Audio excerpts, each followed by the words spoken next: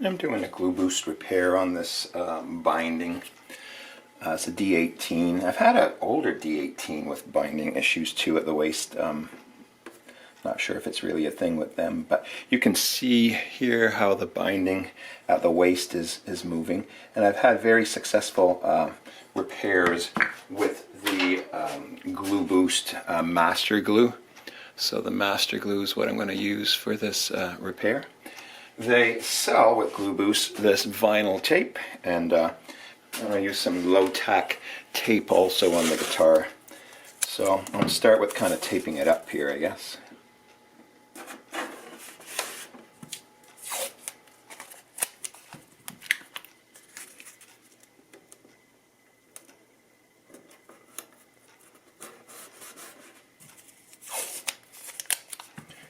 Just so that the glue doesn't flow too far onto the finish, just in case it will.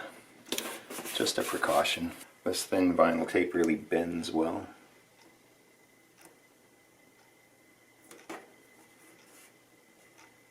So I want to leave a little bit of the wood exposed just to make sure I get glue right in there.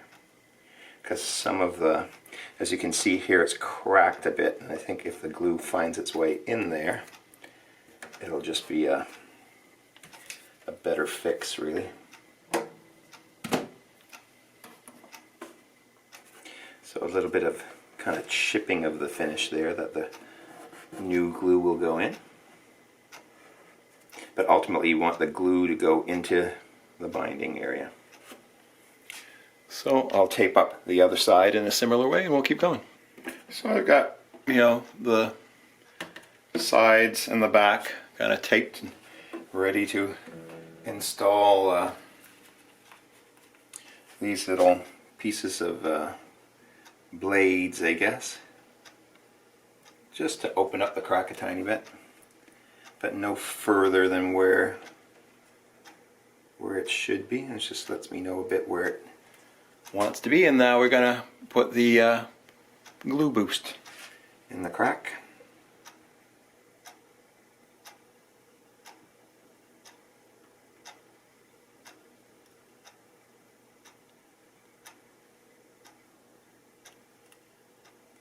And a little bit beyond there where the finish was cracked, and a bit beyond here.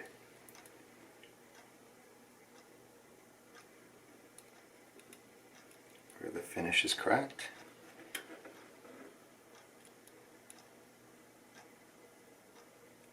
It'll flow right in.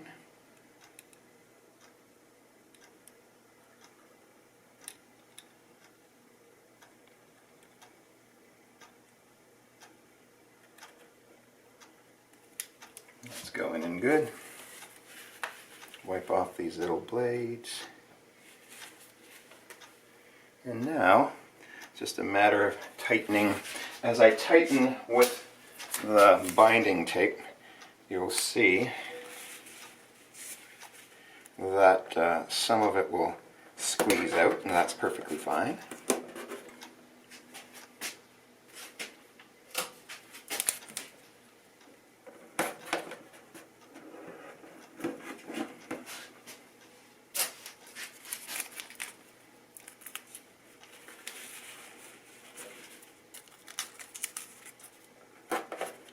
Yeah, you can see the real squeeze out there, so we got plenty of glue in there.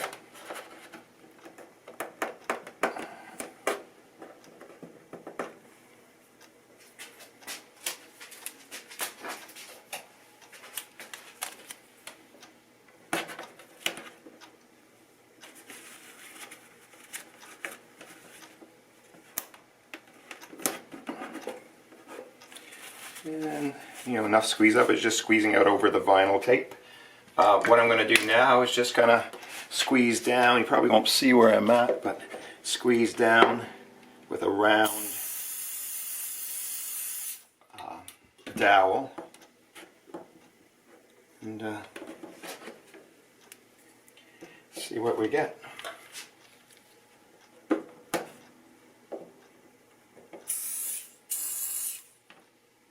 This Gluboost accelerator is amazing. want to make sure that middle is glued well.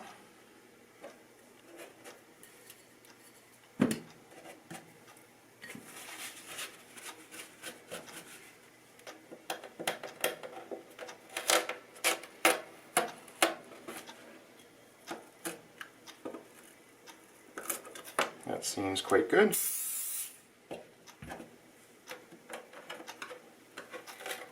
Hopefully you can still see. That is wonderful too. Just spraying the accelerator for assurance here, I guess. But it looks really great.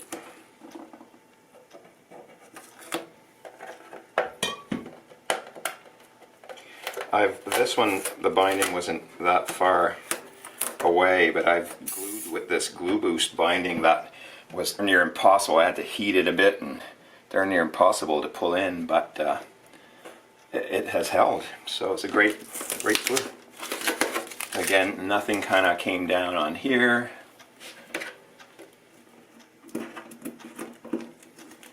We'll take away this low-tack glue, we'll take away this tape rather, we'll take away this vinyl tape.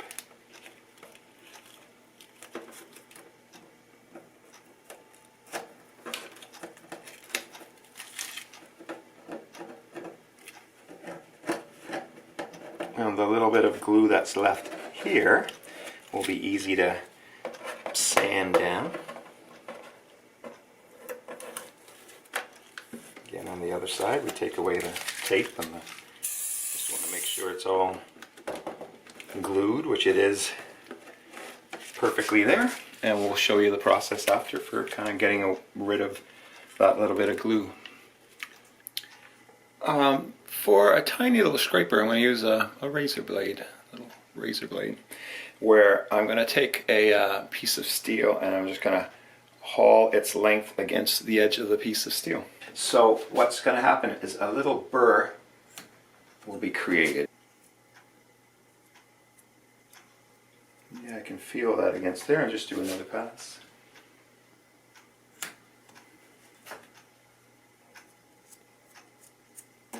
Maybe one more.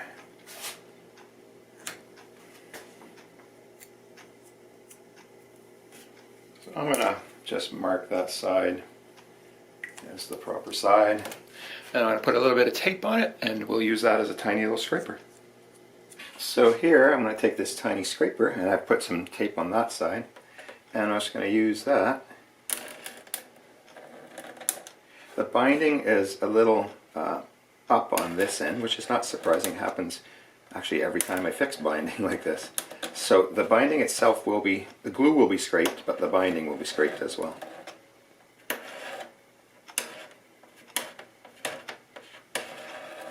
And that little burr that was created in the razor blade grabs at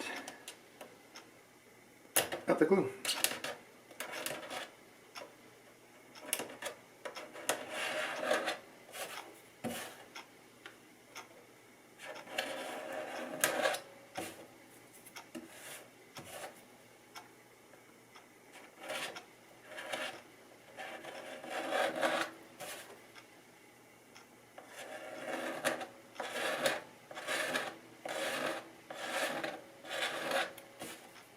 And the tape certainly protects the finish.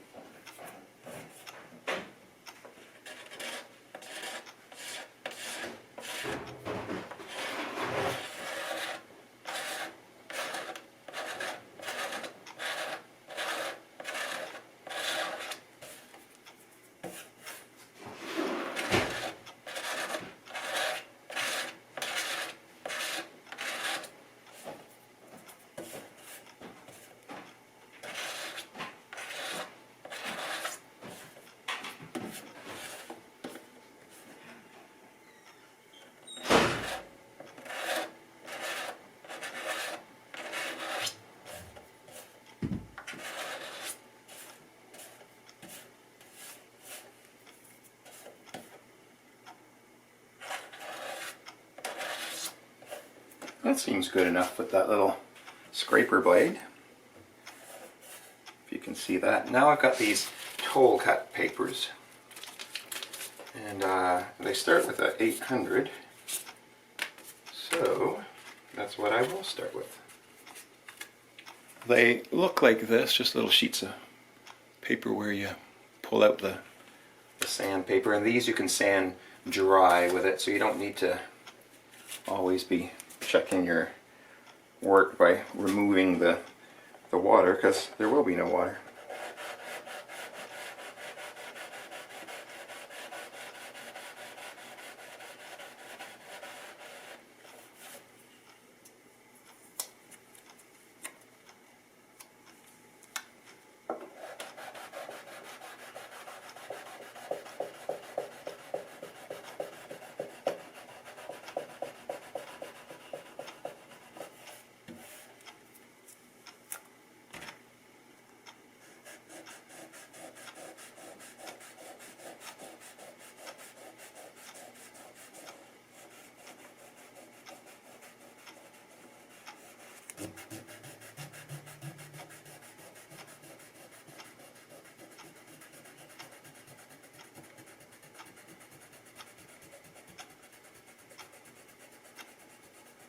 You can really see with these Tolecut papers too.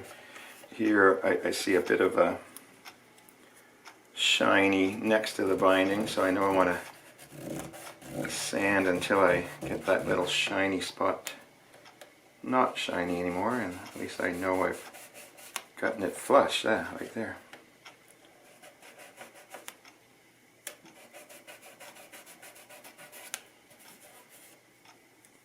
That's working out good.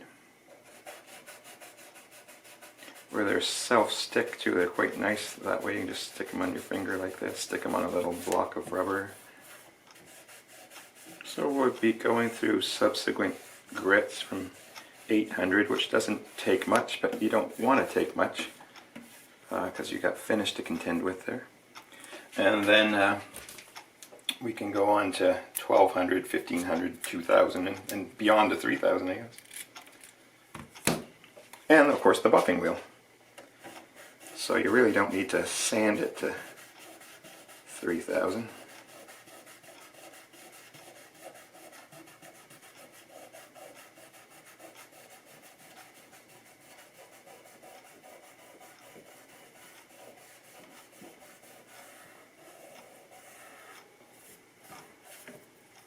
There's 800 grit right there.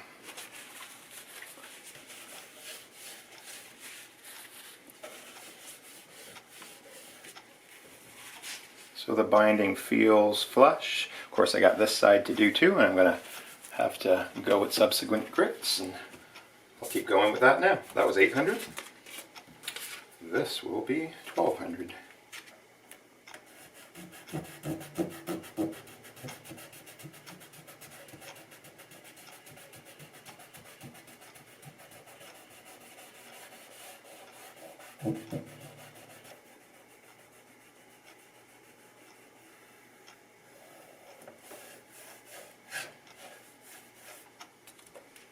This is a 1500. They all come in different colors, and they're all marked in the back. So 800 is yellow, and then orange, and then pink. So they're all marked, 1500 and 800.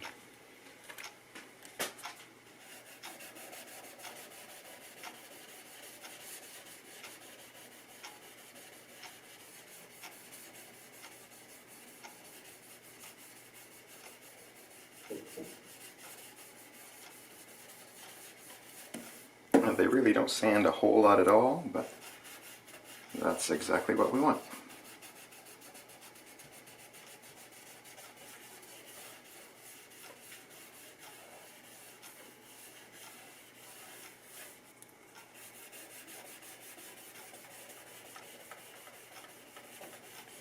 This is the 2000 grit. With the buffing wheel, you don't even really need to get quite to 2000. 1500 probably would have been fine. But anyway, this is the 2000. I'm using it anyway. Any fine scratches will be sanded out and then buffed out.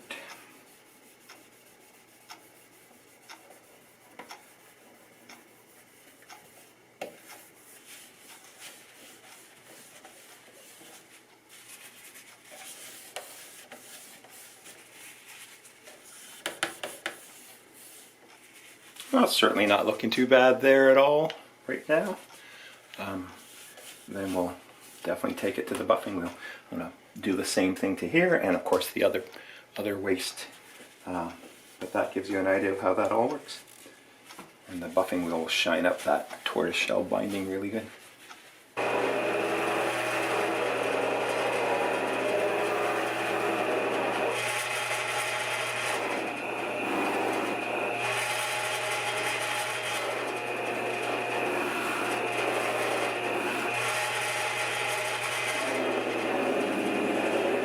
So here's the back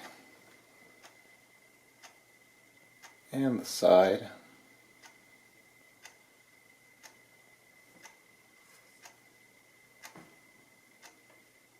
All fixed up.